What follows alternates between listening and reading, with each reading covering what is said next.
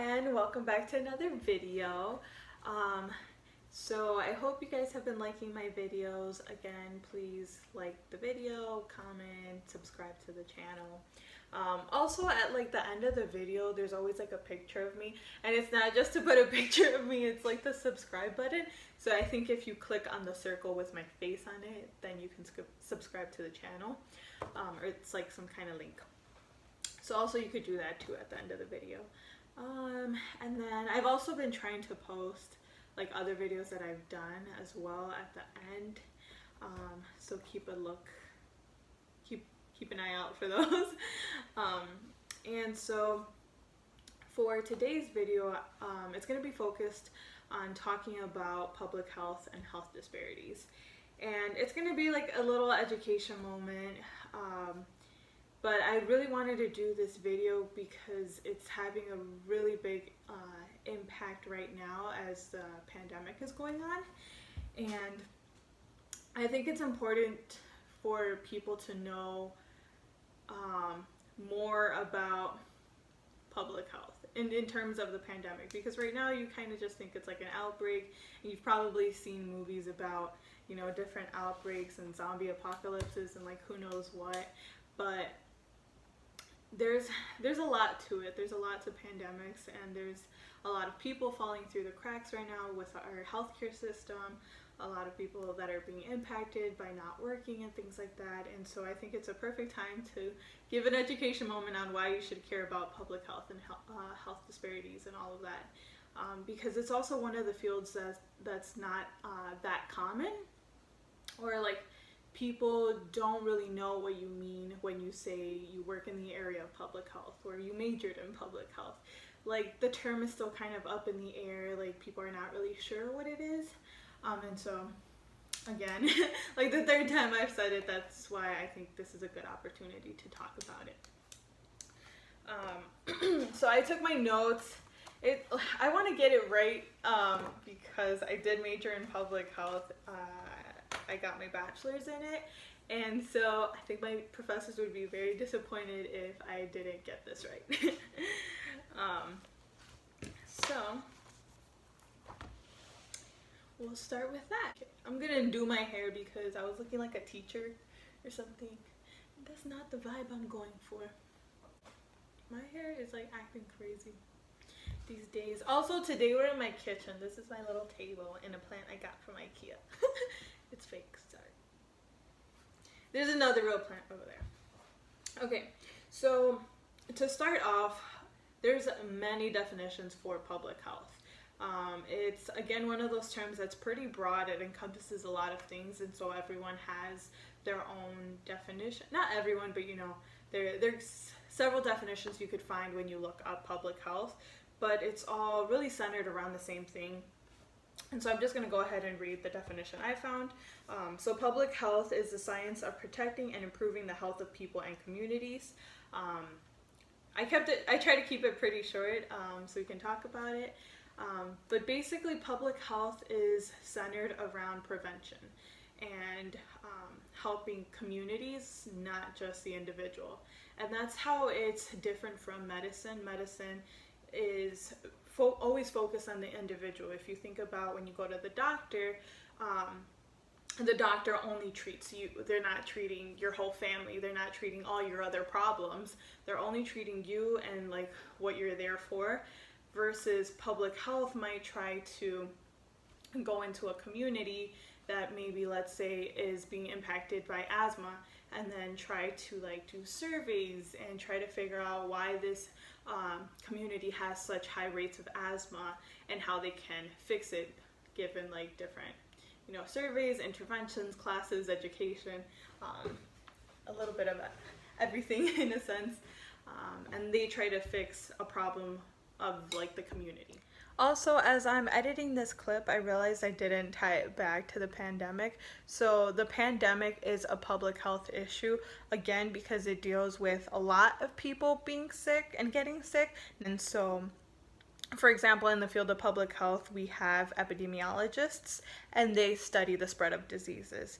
So the main people, or some of the main people right now that are crucial in the field of public health are are epidemiologists and those who study the spread of disease, so we can figure out, I mean, and they're also the ones that are stating like who's getting sick in what areas of Chicago.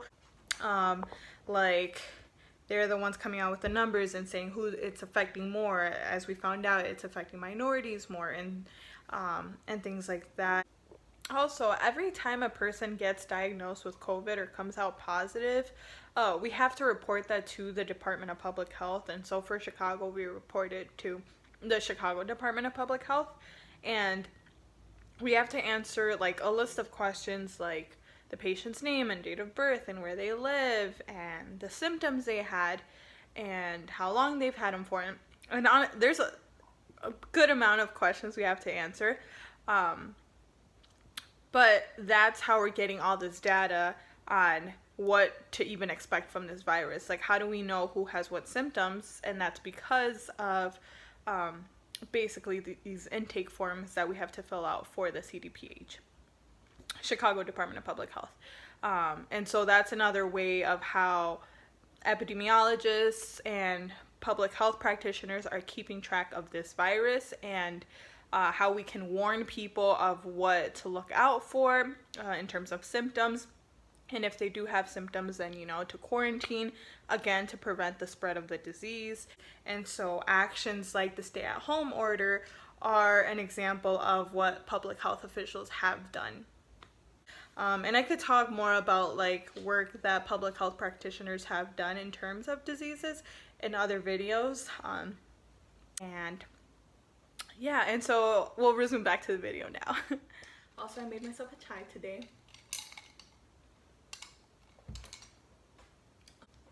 Another thing that I guess really helped me understand what was public health is the ecological model.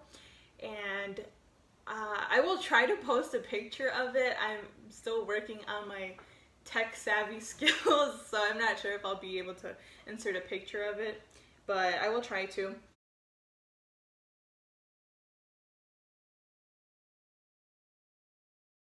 Basically, what it looks like is there's like a circle, and then around the circle there's a bigger circle and a bigger circle and a bigger circle.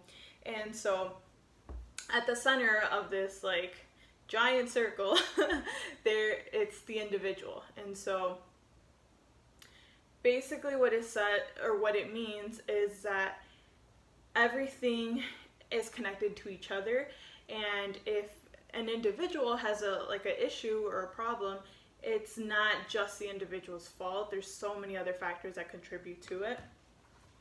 I'm going to try to draw a better model so I can show you all what I mean.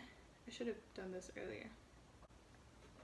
Okay, and so basically what I'm talking about is this.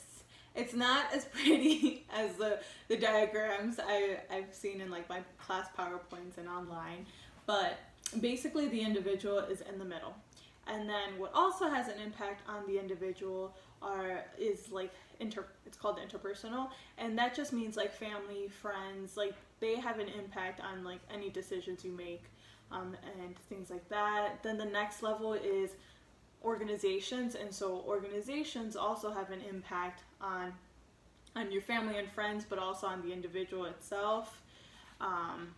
Community, so your community has an impact on maybe like what organizations you all have, but again also on your family and friends, and also on yourself. You can think about it, if you live in an area of high crime, it's not just the individual's fault, but the community as a whole. Like it's everyone that takes a part in the violence. And then the last one is public policy, and so basically saying that that's like the highest level. And if you think about it, like if your community isn't getting money from the people high up there, like people who disperse those funds, then it's going to impact your community's education. Maybe they don't have money for books. It's going to impact, what else? Money makes the world go round. So if you don't have money, a lot of things are going to be lacking. Maybe you're not going to have the best parks. Maybe people aren't going to the parks. You're going to have higher rates of obesity. And then once you have higher rates of obesity, like it leads to all these other chronic diseases.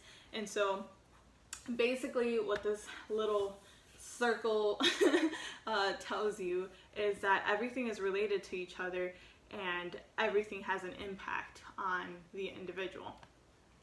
And what I really liked about this model is that it taught me not to blame the individual. And often when you get maybe like sick patients or like patients with like obesity and heart problems and everything like that, you start to blame the individual. You're like, why would you eat so much? Why don't you eat healthy food? Like, you did this to yourself, now you have diabetes, now you have heart disease, now you have all these issues because you couldn't eat right. In a sense, like, that may be one part, yeah, maybe it's their fault, but what if they didn't have access to fresh fruits and vegetables? What if they didn't have the money to buy it?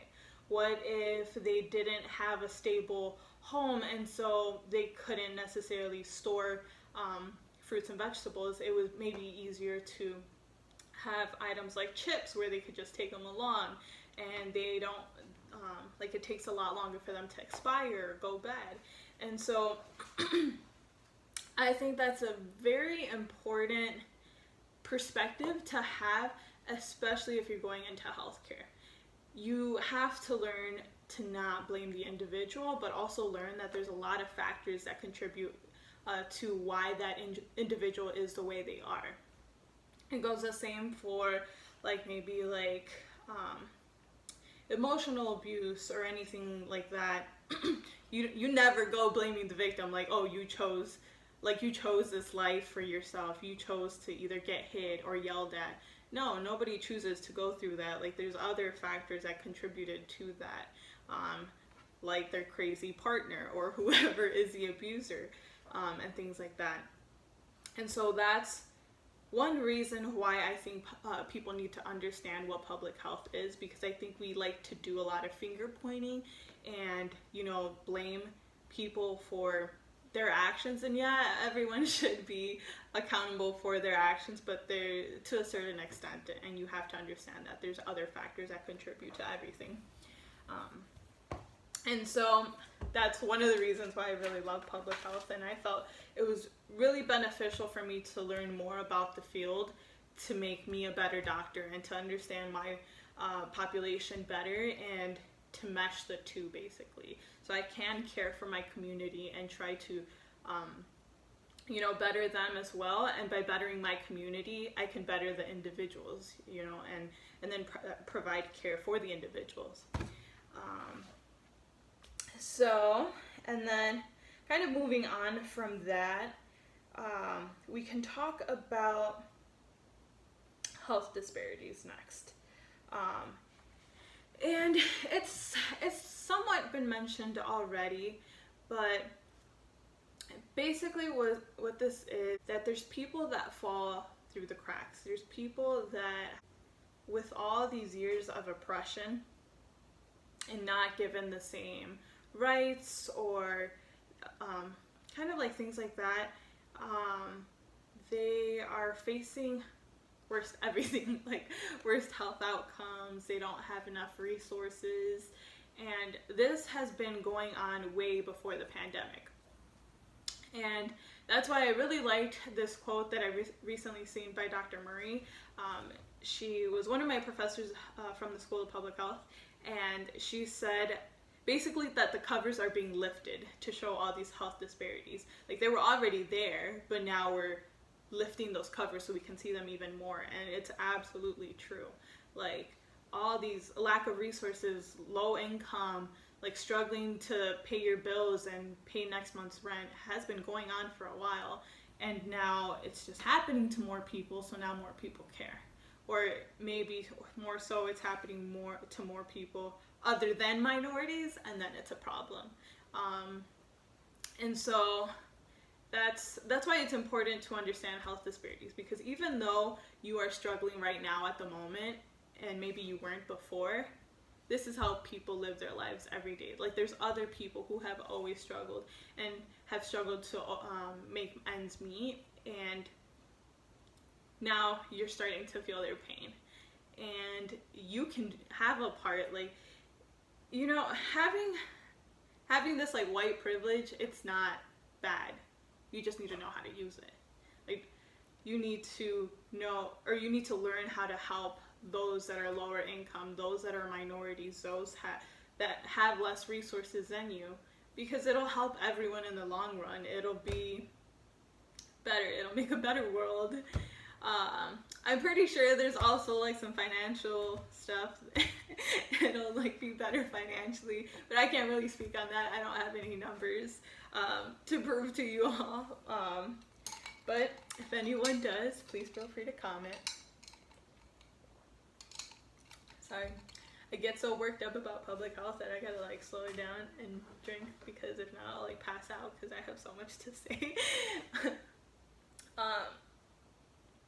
But yes, so like health disparities can include people not having insurance, either because they're not poor enough to qualify for Medicaid or Medicare, but they're not, you know, rich enough to afford their own like private healthcare plans. And so that's one example of health disparity. There's also,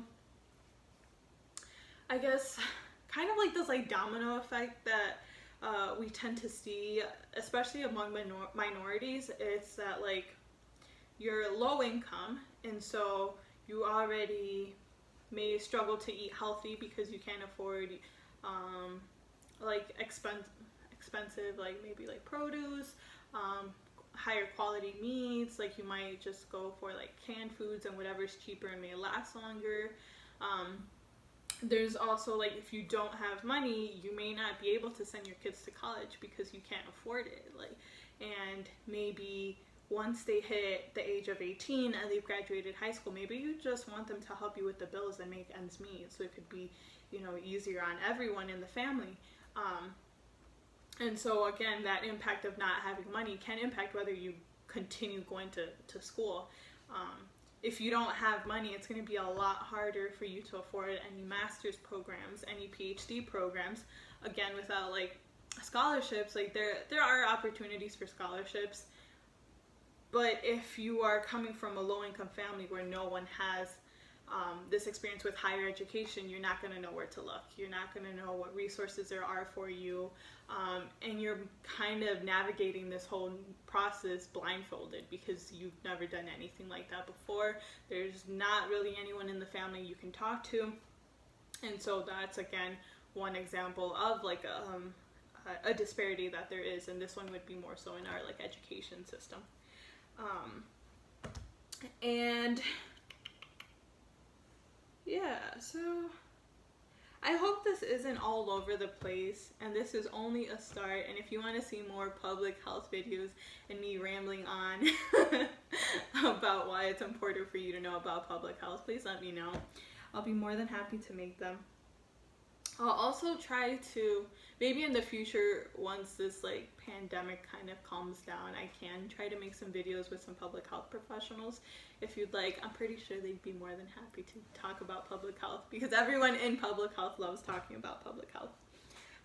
And so as you're going through this pandemic, and if you're suffering financially, and you know, and there is food insecurity, meaning that you can't afford food, or you're struggling to afford food, or struggling to find certain items that you would normally buy, think about all the people that go through this on a daily basis. And maybe once we are out of this pandemic, or you know, slowly getting better, you can think of how you can help people so they don't feel like this. Because I'm pretty sure that you all are, you know, would be becoming very frustrated if you don't have money to eat, if you don't have money to pay rent, if you don't have money for gas. Like, it's very frustrating. It causes a lot of depression, anxiety. Like, you just don't know how you're gonna make ends meet and how you're gonna feed your family. If you, like, even if it's a small family, like if there's no money, there's no money. Like, you can't do much with that. And so I urge you to learn more about public health. Start doing your research, and maybe start donating to organizations, and so we can start funding them, and so they can do more necessary research to improve the health of minorities, because along with like health disparities, we do see that our minorities have the worst health. Areas in Chicago that are predominantly Latino and Black have really bad health, and they have lower, what is it called? Like they die earlier. There's like a larger age gap between like deaths. There's also a doctor who wrote this book. I believe he used to work at Rush, and his name is David Ansel. And so he wrote this book on the death gap, and basically it talks about how like all these disparities, but like how because of their lower income status and their health and all of these factors, they contribute to them dying at a younger age.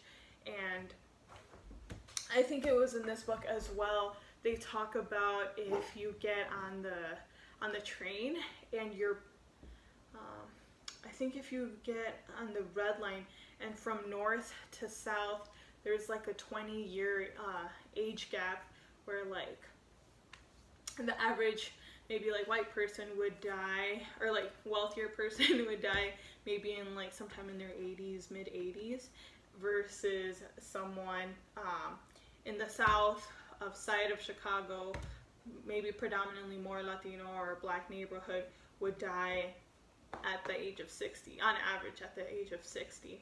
And so it goes to show how these health disparities actually have an impact on our communities and how long we are living. And so that's a really, really good read. Definitely recommend reading this if you want to learn more about the inequalities in Chicago and how these health disparities are impacting how long our people live.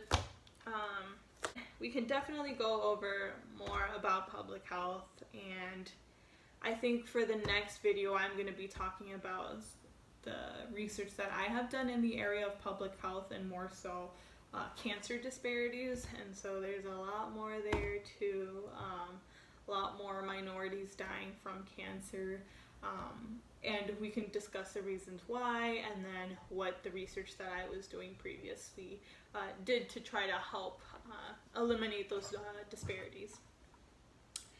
And yeah, I hope you enjoyed this video. Again, please like it, share it, subscribe, send me some tips, send me stuff to talk about, and thank you.